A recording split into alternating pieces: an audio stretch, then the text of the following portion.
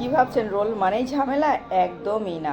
ভিতরের পুরটা বানানোর ঝামেলা ছাড়াই কিন্তু আজকের রেসিপি। আর খুব সিম্পল আর সহজভাবে খেতে দারুণ, পুষ্টিগুণে ভরপুর, স্বাদ হবে অসাধারণ। আর ছোটোদের স্কুল টিফিনে বলুন, সন্ধ্যাবেলা স্ন্যাক্স হিসেবে বলুন, অসম্ভব মজার হবে। আসুন দেখে নেওয়া যাক এই সহজ রেসিপিটা কীভাবে বানালাম। প্রথমে আমি নিয়ে নিচ্ছি একটা আলু, একটা গাজর আর হাফ পেঁয়াজ কুচি। এখন এক পিলার দিয়ে আলুটা ভালোভাবে ছিলে নিচ্ছি। তো আলু একটা রেখেছি, আপনারা চাইলে কিন্তু একটু বেশি করে নিতে পারেন, তবে এতে কিন্তু অনেকগুলোই বানানো যাবে। শুধুমাত্র একটা আলু আমি প্রথমে ছিলে নিয়েছি। আলুটা ছিলে নেওয়া হয়ে গেছে, এখন এটা সাইডে আমি রেখে দিচ্ছি। নিয়ে আমি কিন্তু এখন যে গাজরটা রেখেছিলাম, এখন আমি গাজরটাও ভালোভাবে ছিলে নিচ্ছি। তো এই সব মানে গাজর আর আমি আলু নিয়েছি, আপনারা চাইলে কিন্তু যে কোনো কিছু নিজের পছন্দ অনুযায়ী এখানে বিটরুট বা যে কোনো কিছু কম ব্যবহার করতে পারেন। আর এই যেহেতু কাঁচা বানাচ্ছি, গাজরটা কাঁচা খাওয়া যায়, ওই জন্য গাজরটা দিলাম। আপনারা চাইলে এখানে নিজের পছন্দ অনুযায়ী সবজিও অ্যাড করতে পারেন। এখন আলুটা আমি গ্রেট করে নিচ্ছি একটা গ্রেটারের সাহায্যে। যতটা সম্ভব একদম ছোট ছোট গ্রেট করে নিতে হবে। তো আমি এখানে আলুটা ভালোভাবে গ্রেট করে নিচ্ছি। আপনারা চাইলে কিন্তু নিজের পছন্দ অনুযায়ী সবজি অ্যাড করতে পারেন, তবে আমি এখানে শুধুমাত্র আলু ব্যবহার করেছি একটাই। আলুটা গ্রেট করে নেওয়া হয়ে গেছে। এখন আমি যে গাজরটা ছিলে রেখেছিলাম, সেই গাজরটা গ্রেটার দিয়ে একটু গ্রেট করে নিচ্ছি। গাজরের পরিবর্তে এখানে মানে ক্যাপসিকাম বা বিট কপি বা কিছু দিতে পারেন। যেহেতু পুর বানানোর কোনো ঝামেলা নেই, ওই জন্য আমি এখানে গাজর ব্যবহার করেছি। আর একদমই পুর বানানোর ঝামেলা ছাড়াই কিন্তু এই রেসিপিটা বানিয়ে নিতে পারেন। গাজরটাও আমার গ্রেট করে নেওয়া হয়ে গেছে। পেঁয়াজ কুচিটাও এখন আমি পেঁয়াজটা কুচিয়ে নিয়েছি। আর সমস্ত উপকরণগুলো এখন একসঙ্গে আমি মিশিয়ে নিচ্ছি।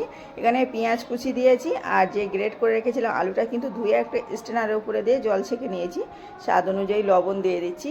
এখানে আর কিছুই দিতে হবে না, জাস্ট এটা মেখে কিছুক্ষণের জন্য আমি ঢাকনা দিয়ে ঢেকে রেখে দেবো। ততক্ষণে বাকি প্রসেসটা রেডি করে নিই। তো দেখুন, এটা ঢাকনা দিয়ে সাইডে সরিয়ে দিচ্ছি। লবণটা ভালোভাবে কিন্তু মেখে নিয়েছি। আর এদিকে একটা মিক্সিং বোল নিয়েছি। মিক্সিং বোলের মধ্যে আমি এখানে আটা দিয়ে নিচ্ছি, ওই 1.5 বাটি পরিমাণ আপ করে দিয়ে নিলাম। তো 1.5 বাটি পরিমাণ আটা দিয়েছি। আর এখানে দিয়েছি মানে সাদা তিল আর লবণ। সাদা তিল দিয়েছি 1 টেবিল চামচ, আর লবণ দিয়েছি অল্প করে। এখানে দিয়েছি সাদা তেল। 3 রকম উপকরণ দিয়েছি। দিয়ে ভালোভাবে এখন আমি একসঙ্গে একটু ময়াম দিয়ে নিচ্ছি। আপনারা চাইলে সাদা তিলটা স্কিপ করে এখানে জোয়ান বা কালো জিরে ব্যবহার করতে পারেন, তবে আমি এখানে সাদা তিলটা ভালো লাগে বলে সাদা তিলটা দিলাম। তো আমি সব কিছু একসঙ্গে মিশিয়ে নিচ্ছি। ময়াম দিয়ে নিলাম। ভালোভাবে ময়াম দিয়ে নেওয়ার পরে আমি এখন অল্প অল্প করে জল দিয়ে একটা ডো তৈরি করে নেব। এখানে খুব বেশি জল দিয়ে পাতলা করে ডো তৈরি করা যাবে না, একদম টাইট করে একটা ডো তৈরি করে নিতে হবে। তো আমি একটু সময় নিয়ে মেখে মেখে একটা টাইট ডো তৈরি করে নিয়ে এটা ঢাকনা দিয়ে ঢেকে রেখে দিচ্ছি। ততক্ষণে পুরটা থেকে একটু এক্সট্রা জল বার হয়েছে, সেই জলটা আমি এখন ছেঁকে একটা স্ট্রেনারের উপরে নিয়ে নিচ্ছি, এক্সট্রা জলটা যাতে চিপে বার করে নিতে পারি। তো দেখুন, জলটা বার করে নিয়েছি। এদিকে রেডি হয়ে গেছে। এখন দিয়ে নিচ্ছি লঙ্কা গুঁড়ো 1 টেবিল চামচ, আর দিয়ে নিচ্ছি জিরে, মরিচ, ধনিয়া গুঁড়ো।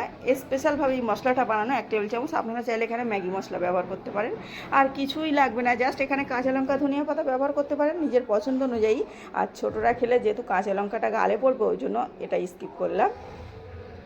আমি এখানে মিশিয়ে নিয়েছি। এখানে আর কিছুই লাগবে না, পুরো বানাতে হবে না, ব্যাস পুরটা রেডি হয়ে গেছে। এখন যে ময়দার ডোটা বানিয়ে রেখেছিলাম, সেই ডোটা এখন বার করে নিচ্ছি। আর একটু হাত দিয়ে ভালোভাবে আগে মেখে নেব। ডোটা যত বেশি মাখা হবে না, রেসিপিটা তত বেশি পারফেক্ট হবে। তো আমি এইভাবে হাত দিয়ে কিছুক্ষণ সময় নিয়ে মেখে নিয়েছি।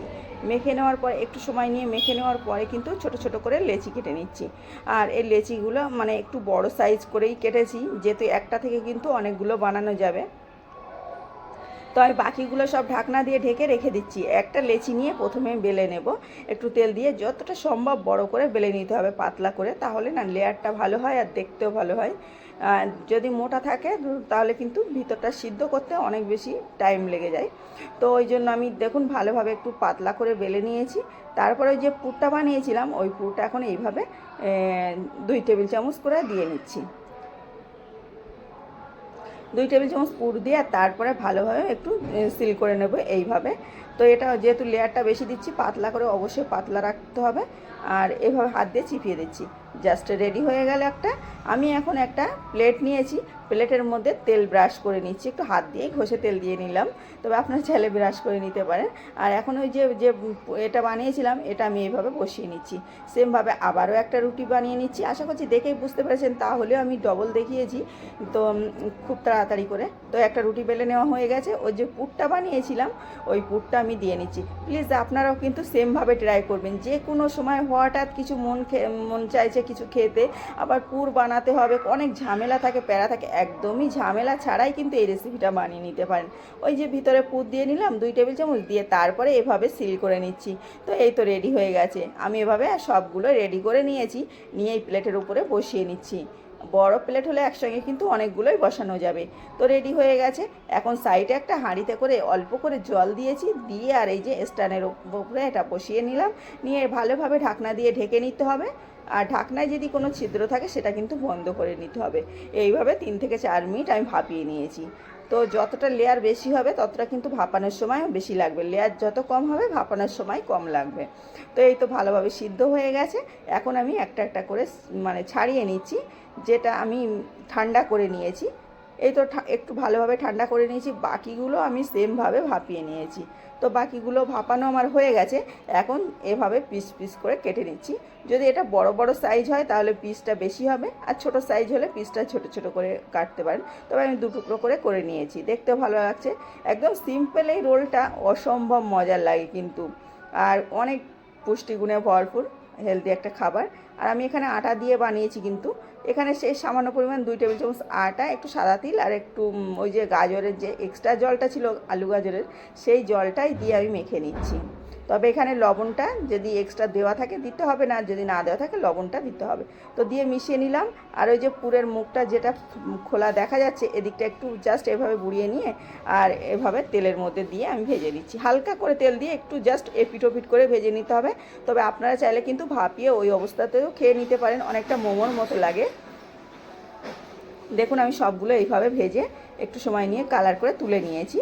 তুলে নিয়ে এখন পরিবেশন করে দেখাবো যে এটা কতটা মজার হয়। আপনারা কিন্তু সসের সঙ্গে পরিবেশন করতে পারেন, আবারও চাইলে ডুবো তেলে বা ছাকা তেলেও ভাজতে পারেন, তবে আমি কম তেলে একদম ভেজে নিয়েছি। তো সবগুলো ভেজে তুলে নিয়েছি এখন পরিবেশন করার জন্য।